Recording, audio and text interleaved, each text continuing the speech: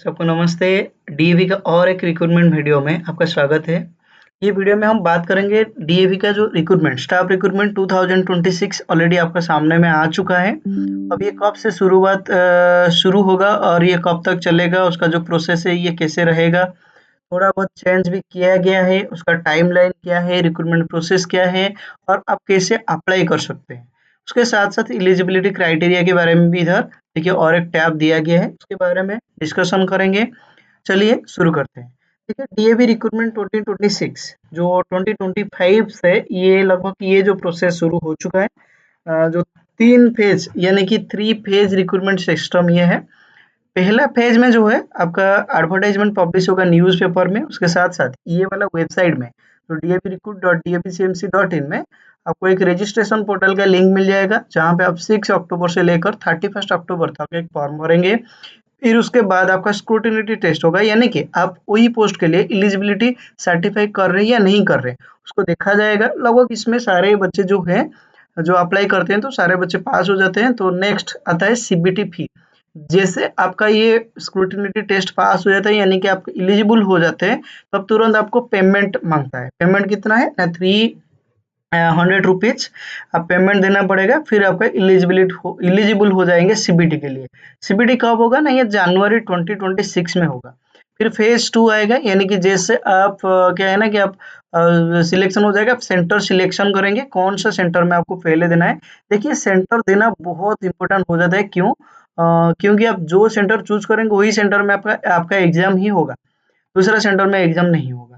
तो इस हिसाब से आपको सेंटर फास्ट कम फास्ट सब बेसिस में चूज करना पड़ेगा। फिर आपका सीपीटी होगा, सीपीटी होने के बाद फिर आप फेज 3 में चले जाएंगे। फेज 3 में आपका क्या होगा, जो जो कैंडिडेट क्वालिफाई होंगे यानी कि ये सीबीटी में पास किए होंगे, उनको फेज 3 में भेजा जाएगा, यानी कि फेज 3 में डेमो इंटरव्यू होगा।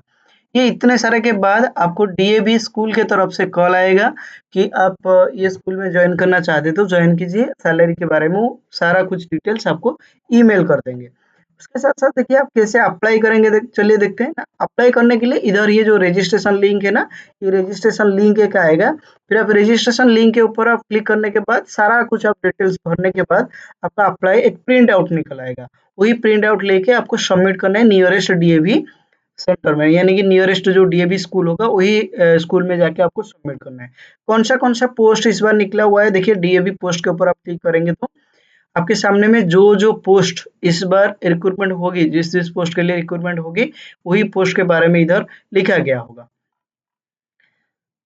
देखिए ये जो जो पोस्ट आपका है, देखिए teaching post, non teaching post भी है, मिनिस्ट्रियल पोस्ट जिसको बोलते हैं, LDC admin, UDC assistant, front office assistant, receptionist, library assistant, lab assistant, सारे सब्जेक्ट के लिए लैब असिस्टेंट नोट्स।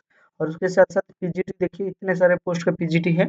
फिर उसके साथ साथ देखिए पीआरटी में भी इतने सारे पोस्ट का पीआरटी है, फिर टीजीटी है। ये सारा रिक्रूटमेंट पोस्ट, उसका एलिजिबिलिटी क्राइटेरिया इधर दिया गया है। देखिए आप चाहें तो एलिजिबिलिटी क्राइटेरिया डायरेक्टली इधर चेक कर सकते हैं। अब पीआरटी मान लीजिए कि आप पीआरटी मैथ्स का चेक करना चाहते हैं, पीजीटी कंप्यूटर साइंस, इधर देखिए पीजीटी कंप्यूटर साइंस का इधर लिखा गया है। इसमें बीएड कंपलसरी माना गया है, प्रोफेशनल डिग्री जो है बीएड कंपलसरी है।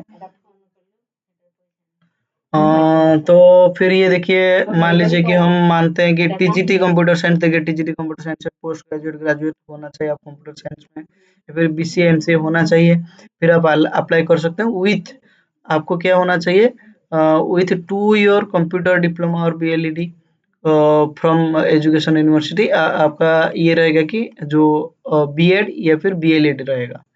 इसके साथ-साथ चलिए देखते हैं कि पीआरटी कंप्यूटर साइंस का एलिजिबिलिटी क्राइटेरिया क्या है। देखिए पीआरटी कंप्यूटर साइंस में आपका ऐसे पूछा गया होगा, देखिए पोस्ट ग्रेजुएट ग्रेजुएट होना चाहिए कंप्यूटर साइंस सब्जेक्ट में।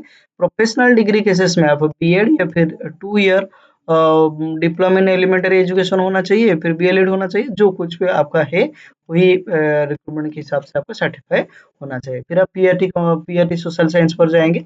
पीआरटी सोशल साइंस पर कुछ आपका देखिए ये सारे एलिजिबिलिटी क्राइटेरिया हैं। फिर उसके साथ हम चलेंगे पीआरटी ओडिया के लिए, तो देखिए ये पीआरटी ओडिया का है, पीआरटी तेलुगु का है, म्यूजिक टीचर का है। हम पीआरटी इंग्लिश का देखते हैं, पीआरटी साइंस का देखिए, पीआरटी साइंस में आपका पोस्ट ग्रेजुएट ग्रेजुएट होना चाहिए with physics chemistry bio as a subject होना चाहिए, और बीएससी ऑनर्स होना चाहिए आपका। ये इसके साथ-साथ आपका जो 2 ईयर का डिप्लोमा इन एलिमेंटरी होना चाहिए या फिर बीएड होना चाहिए।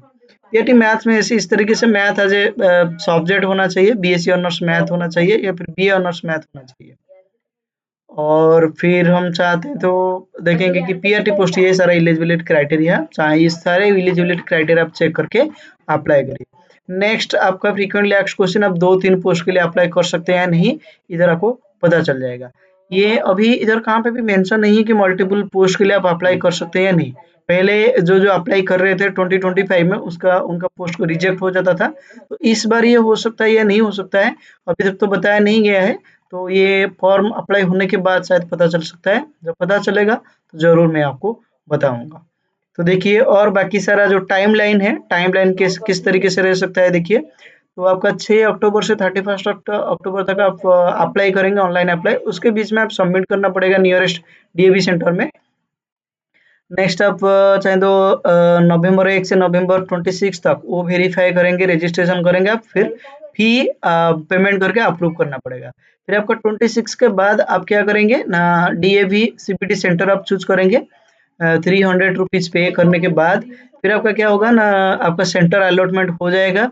आप एंट्रेंस देंगे, कब देंगे सीबीटी एंट्रेंस कब देंगे ना, 2026 जनवरी में देंगे। फिर आप डेमो इंटरव्यू नेक्स्ट राउंड के लिए सिलेक्शन होंगे। ये सारे प्रोसेस आपका ऐसे चलता रहेगा। तो आपको बीच-बीच में ये सारा ये वेबसाइट में सारे प्रोसेस के बारे में भी इन्फॉर्म किया जाएगा। उसके साथ-साथ मेरे चैनल में भी सारा पोस्ट का डिटेल्स आ जाएगा। चैनल के डिस्क्रिप्शन बॉक्स में आपको बहुत सारा बुक का लिंक है। सीबीटी एग्जाम का जो पैटर्न है उसके साथ-साथ भी सीबीटी एग्जाम का पैटर्न के साथ मॉक टेस्ट भी बनाया गया है। आप चाहें तो चेकआउट कर सकते हैं। फिर मिलेंगे और एक वीडियो में।